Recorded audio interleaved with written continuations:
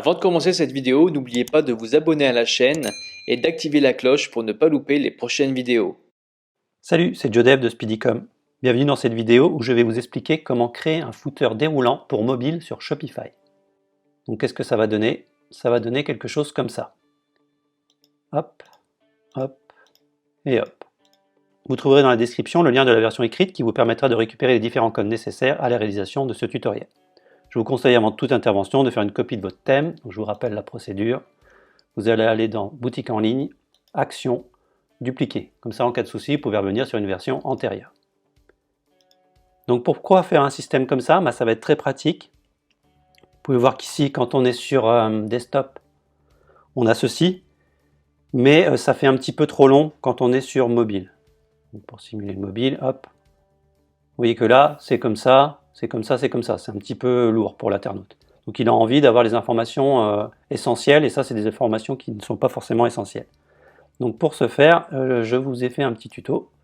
Donc je vous ai fait un code générique qui va permettre de détecter automatiquement si vous êtes sur mobile ou sur tablette, afin d'appliquer cet effet. Le problème, c'est que tous les thèmes sont codés différemment. Il va falloir trouver un identifiant. Donc ce qu'on appelle l'identifiant de vos titres sur votre footer. Donc le pied de page. Donc si on va sur début, Shopify thème free, hop.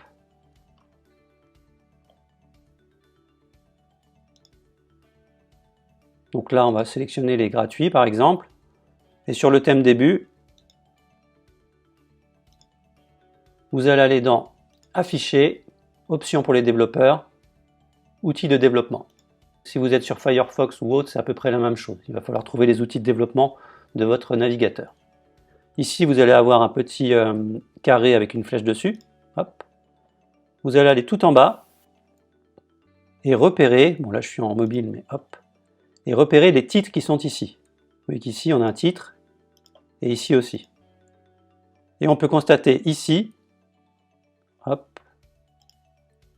que vous avez, là je ne peux pas quitter la zone, vous allez voir le petit tooltips qui va apparaître au-dessus, et vous voyez en bleu, il fait marqué P.4. Donc c'est la classe H4, P.H4. Donc c'est ça qu'il va falloir trouver sur votre thème. Si vous êtes par exemple sur Fastlane, démo,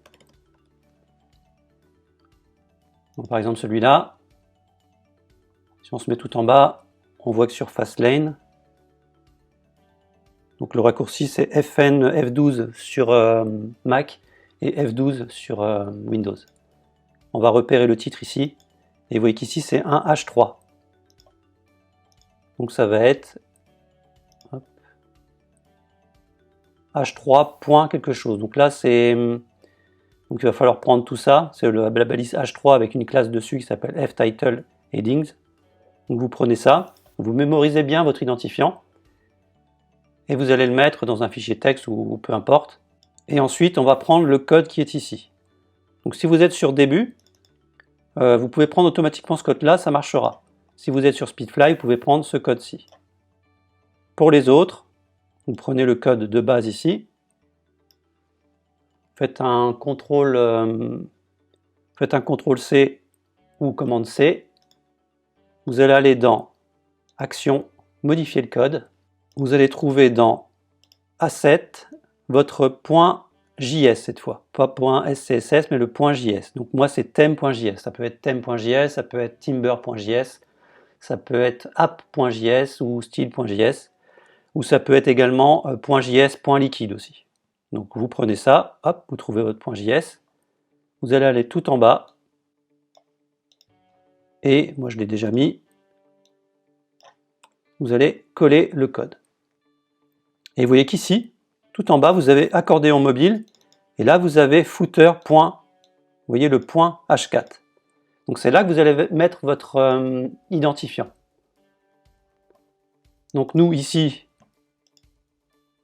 sur début, hop, on va y arriver, c'est bien P.h4, mais il faudra mettre le préfixe footer. Vous voyez qu'ici on est dans le footer et c'est les H4 qui appartiennent au footer.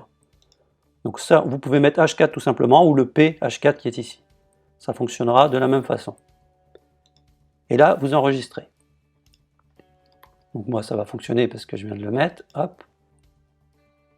Voilà, ça va donner ça. Donc c'est très pratique, c'est très au niveau UX, c'est parfait. Je vous ai mis aussi une deuxième option. Vous voyez qu'ici il y a un petit 9. Ça va être le degré d'opacité de la flèche. Donc ici on a une petite flèche.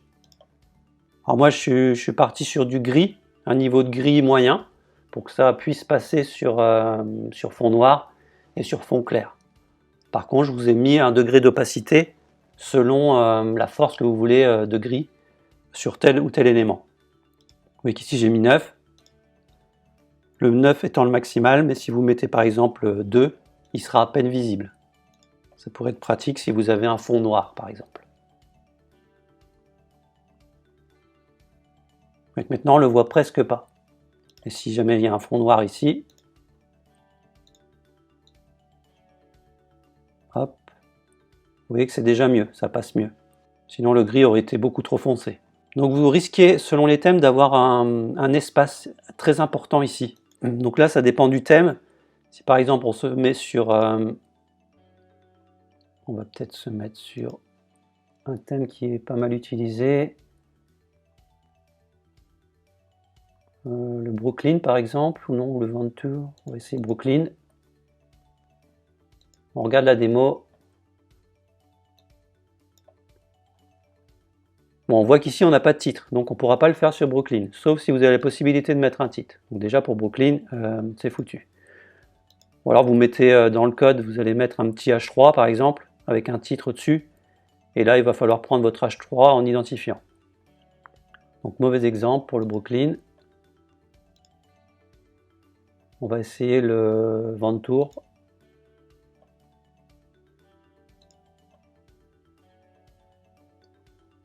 Alors là c'est parfait, il y a bien des titres.